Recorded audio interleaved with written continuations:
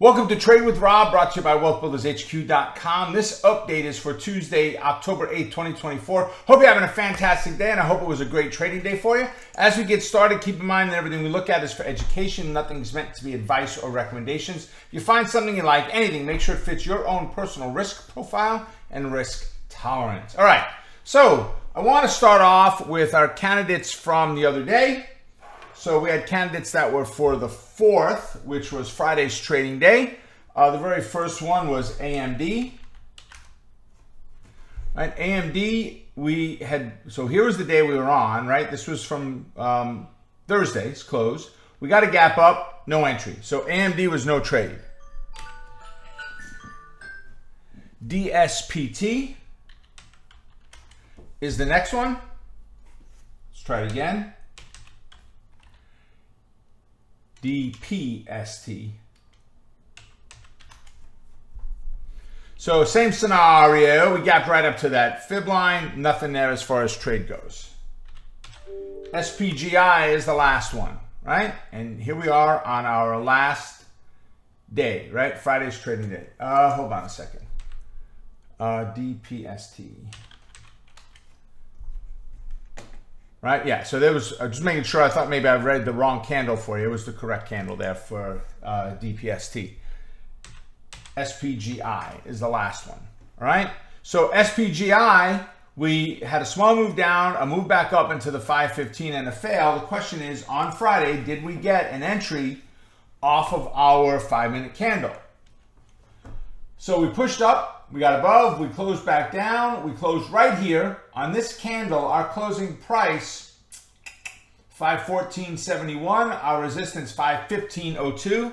So 29 and 231 cents. We gapped up, ran up, and failed. That's the signal we're looking for. That was the retest and the fail. So, and we're gonna be out before we get to that support line, or we were out before we got to that support line. So the way this one panned out is, let me open it up all the way. It was the only trade we took of the three. We got in at 513.5, got out at 510.25. That's $234 of profit. One trade, one winning trade. So we got 34 wins. We have 9 that went against us, 2 that were break even, 58 that were no trade whatsoever. We've got an average of $222.29 per trade taken over 45 trades.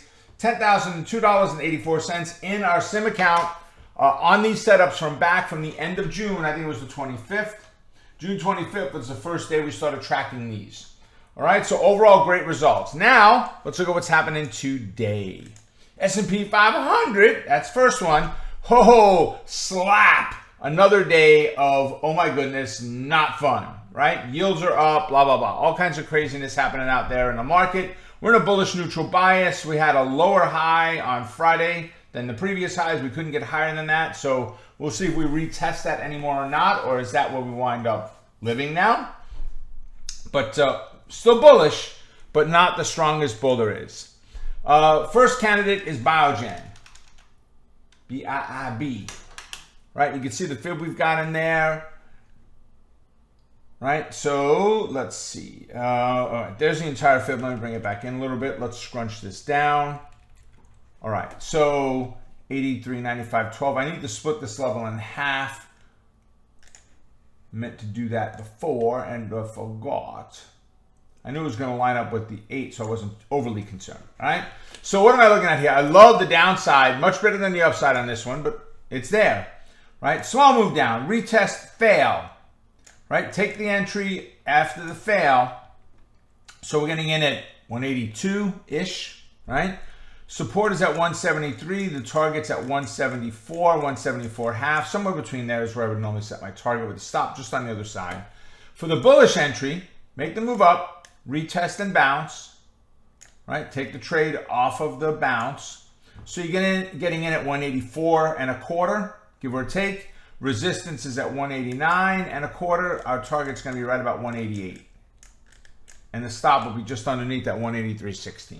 All right, so I like this one a lot for both directions. QTEC, QTEC is our next one. I really prefer this mostly for the upside. Not really interested in the downside, but we'll measure it and see what we've got there.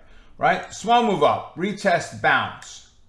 right? You're in that trade right about 191, 191 and a quarter, somewhere around there. Your stop's going to be just down below that 190 quarter level. Resistance is at 196 and a half. The target's going to be 195, 195 and a half. Somewhere around there would be the target, okay? For the downside, I've got to look at the 188 level, which is our 21 moving average, and we've got 190. We just don't have enough room, so no, it will not go. So we'll take that only upside.